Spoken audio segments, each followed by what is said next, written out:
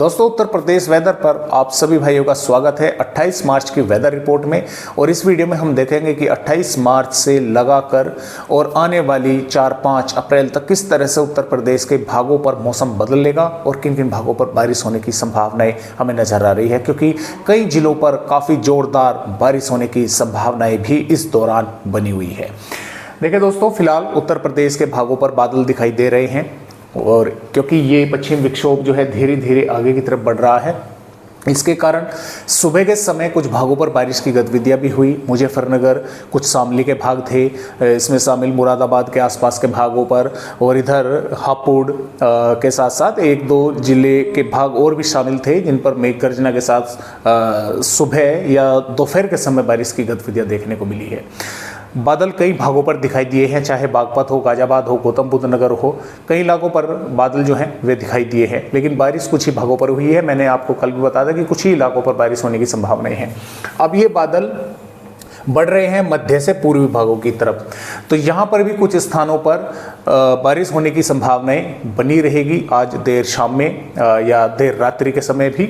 और बात करें 28 मार्च की, तो 28 मार्च में देखिए बारिश की संभावनाएं उत्तर प्रदेश के भागों पर नहीं है, लेकिन 29 मार्च से कई भागों पर बारिश होने की संभावनाएं हैं। आइए मैं आपको बता देता हूँ कि किस तरह से यहाँ पर जो अपडेट है वे आए हुए हैं।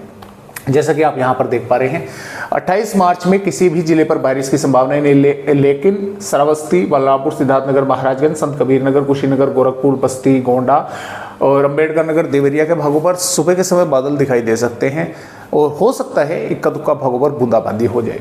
इधर सहारनपुर, शामली, मुजफ्फरनगर, बिजनौर, बागपत, मेरठ, गाजियाबाद, हापुड़, अमरोहा, मुरादाबाद, गौतम बुद्ध नगर, बुलंदशहर, संभल के भागों पर हो सकता है कल शाम के समय थोड़े बहुत भागों पर या दोपहर के समय भी छितराए हुए बादल जो है वे दिखाई दे जाए, या हो सकता है कि शाम के समय थोड़े बहुत बादल जो है वे थोड़े से घने कुछ भागों पर दिखाई दे जाए, क्योंकि पंजाब हरियाणा के भागों से होते हुए बादल कल शाम तक इन भागों पर पहुंच जाएंगे, पश्चिमी उत्तर प्रदेश के भागों पर। लेकिन बारिश की, जैसा कि मैंने आपको बताया, कि संभावनाएं काफ़ी कम है 28 मार्च में। 29 मार्च की अगर बात करें, 29 मार्च में जो 28 मार्च की शाम के समय बादल पहुंचेंगे, देर शाम या देर रात्रि के समय, वे बादल धीरे धीरे फिर वे घने होने शुरू होंगे, क्योंकि उसके पीछे पीछे एक और पश्चिम विक्षोभ आएगा। तो ये बारिश 29 मार्च से शुरू हो जाएगी पश्चिमी उत्तर प्रदेश के भागों पर।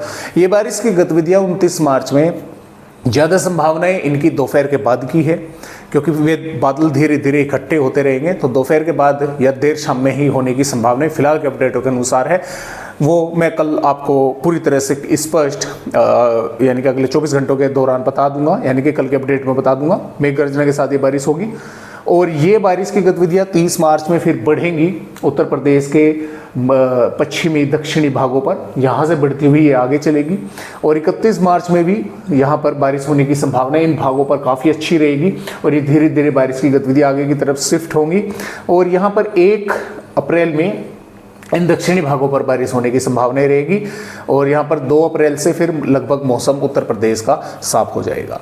तो इस तरह से बारिश होने की संभावनाएं उत्तर प्रदेश के भागों पर बनी हुई है। हालांकि यहाँ पर जो बारिश अभी दर्शाई गई है, यहाँ पर 31 मार्च और 30 मार्च में जो बारिश दर्शाई गई है, ये बारिश फिलहाल के अपडेटों के अनुसार बढ़ने की इसकी संभावनाएं हैं, यानी कि आगे तक पहुँचने की इसकी संभावनाएं हैं।